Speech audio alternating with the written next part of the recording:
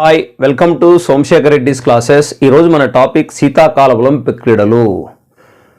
ప్రపంచంలో ఒలింపిక్ క్రీడలు 3 రకాలుగా నిర్వహిస్తారు. అందులో ఒకటి వేసవికాల ఒలింపిక్ క్రీడలు, రెండవది పారా ఒలింపిక్ క్రీడలు అంటే వికలాంగుల కోసం, మూడవది శీతాకాల ఒలింపిక్ క్రీడలు వింటర్ ఒలింపిక్స్ మంచుపై ఆడే క్రీడలు.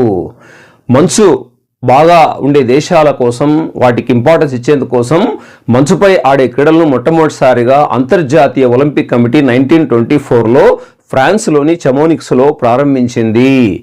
ఈ క్రీడలు నిర్వహించే సంస్థ కూడా అంతర్జాతీయ ఒలింపిక్ కమిటీ. దీనికి ప్రస్తుతం అధ్యక్షురాలుగా క్రిస్టీ కోవెంట్రీ ఉన్నారు. ఈమె జింబాబ్వే దేశానికి చెందిన వ్యక్తి. అంతర్జాతీయ ఒలింపిక్ కమిటీకి అధ్యక్షురాలుగా ఎన్నుకోబడిన మొట్టమొదటి మహిళ క్రిస్టీ కోవెంట్రీ. అయితే ఇటీవల 25వ శీతాకాల ఒలింపిక్ క్రీడలు ఫిబ్రవరి 6 నుంచి ఫిబ్రవరి 22 అంటే 17 రోజుల పాటు ఇటలీలోని మిలాన్ మరియు కోటినా డి అంపెజా అనేటువంటి నగరాల్లో నిర్వహించబడ్డాయి. ఇందులో పాల్గొన్న దేశాలు 92, కానీ పతకాలు సాధించిన దేశాలు కేవలం 27 మాత్రమే. భారతదేశం కూడా ఈ క్రీడల్లో పాల్గొన్నప్పటికీ భారత్కు ఎలాంటి పతకం లభించలేదు. మన దేశం నుంచి పాల్గొన్న క్రీడాకారులు 2. ఒకరు వచ్చేస్తే అరీఫ్ ఖాన్ ఆల్పైన్ స్కీయింగ్ అనేటువంటి క్రీడలో పాల్గొన్నారు. మరియు ప్రారంభోత్సవ ఉత్సవంలో పతాకధారిగా కూడా ఈయనే ఉన్నారు. మరియు రెండవ క్రీడాకారుడు వచ్చేస్తే స్టాంజిన్ లుండప్.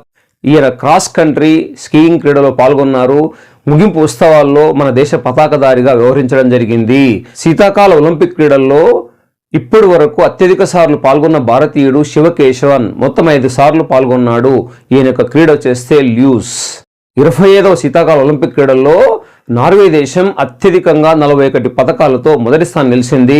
రెండవ స్థానం నిలిచిన దేశం అమెరికా 33 పతకాలు. మూడవ స్థానం నిలిచిన దేశం నెదర్లాండ్స్ 20 పతకాలతో నిలిచింది. అయితే 2030లో ఈ 26వ శీతాకాల ఒలింపిక్ క్రీడలు ఫ్రాన్స్ దేశంలోని ఫ్రెంచ్ ఆల్ప్స్ అనేటువంటి ప్రదేశం నిర్వహించనున్నారు. 2034లో 27వ శీతాకాల ఒలింపిక్ క్రీడలు అమెరికాలోని ఉటా అనేటువంటి నగరంలో నిర్వహించనున్నారు.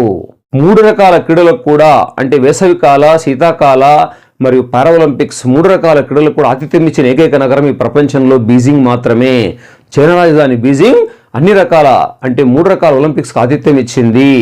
భారతదేశం ఇప్పటి వరకు ఏ ఒలింపిక్స్ కూడా ఆతిథ్యం ఇవ్వలేదు. మీకు నచ్చితే వీడియోను లైక్ చేయండి, షేర్ చేయండి మరియు సబ్స్క్రైబ్ చేసుకోండి.